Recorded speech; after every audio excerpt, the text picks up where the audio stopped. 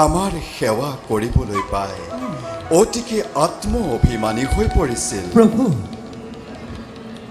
হে দেৱী, স্মৰণ কৰা, তুমি আমাৰ বাবে এটি দেৱৰো তুল্য পুষ্পমালা কৰিছিলা নিৰ্মাণ।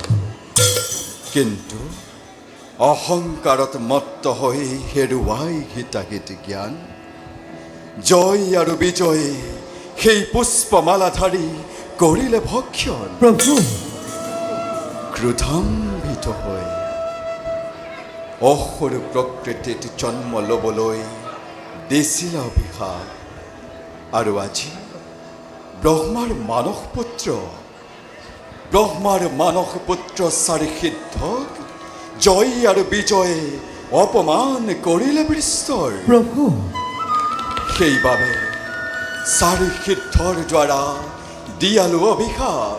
প্ৰভু এবাৰ এবাৰ কৰি জন্ম লভি তিনিবাৰ দেৱদ্ৰোহী, বিশ্বদ্ৰোহী, নাৰায়ণ ভক্তদ্ৰোহী হৈ যেতিয়াই বৈষ্ণৱৰ দ্ৰোহা চৰিব, তেতিয়াই প্ৰিয় ভক্তা মোৰ বসুমতীক উদ্ধাৰ কৰিবৰ বাবে প্ৰতিদ্বন্দ্বী ৰূপে দিম দৰিখন। নাৰায়ণ নাৰায়ণ নাৰায়ণ